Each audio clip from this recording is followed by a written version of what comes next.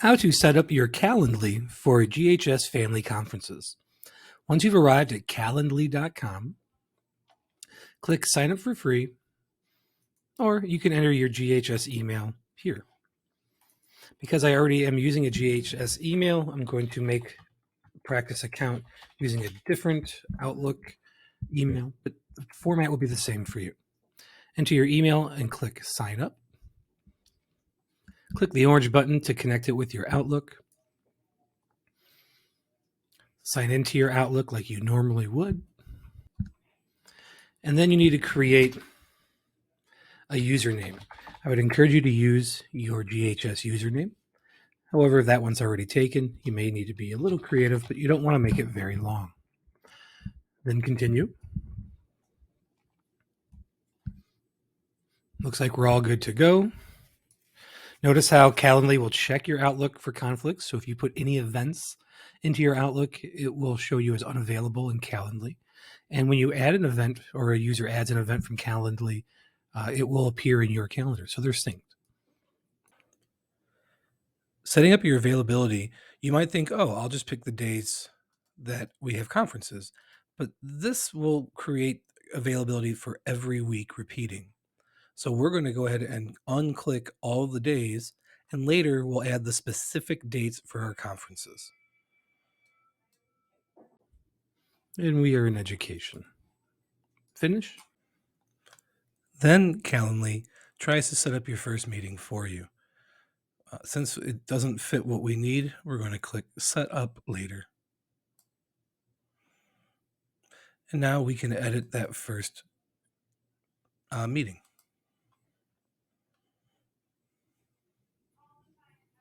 And the event name. I would encourage you to use your last name so families know in their calendar who they're meeting with. And then location. First, we'll do in person, and we'll inform the person where at GHS our room is located or where we will be stationed for conferences. Feel free to describe your conference. And then that's going to be the direct link to this event, and we'll see that later in the next stage. So let's go ahead and click Next. It doesn't really matter when they can schedule in advance because we're only going to have 2 days on our calendar. Duration is going to be custom because we want our meetings to be 10 minutes long. And instead of using the existing calendar that they had in the workup and the setup, working hours is what they call it, you can make several calendars. That's neat. We're going to create custom hours, and we're going to turn off every day. So this, at this point, says we're not available at all. So we're going to add some overrides to this unavailability, and we're just going to give ourselves 2 days of availability. Those 2 days are going to be November 11th from 3:30 to 7:45. Apply, and we can see it there.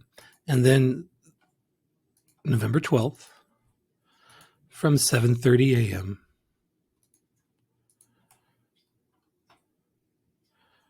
to 2:30, I believe. So 2:15 would probably be our last one. Excuse me. There we go.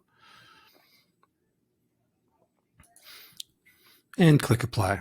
Additional rules for your availability. Show time increments in 10 minutes so people can pick those 10-minute meetings. And then we're going to click Next. So we have what the event is in the 2 locations. We've blocked out our entire calendar except for 2 days in 10-minute increments. And now we're going to work on invitee questions. We need to know their name. We need to know their email. They will get sent a copy of the calendar invite, as well as you will see it on your Outlook. This tends to be an optional question, any information they might want to tell you in advance for you to prepare. But it would be very useful to add a new message and ask, what is the name of the student's conference? Because you have the parent's name or email does not mean that you'll be able to easily find out who you're conferencing over. So you might want to ask, oh, and we probably want to make that required.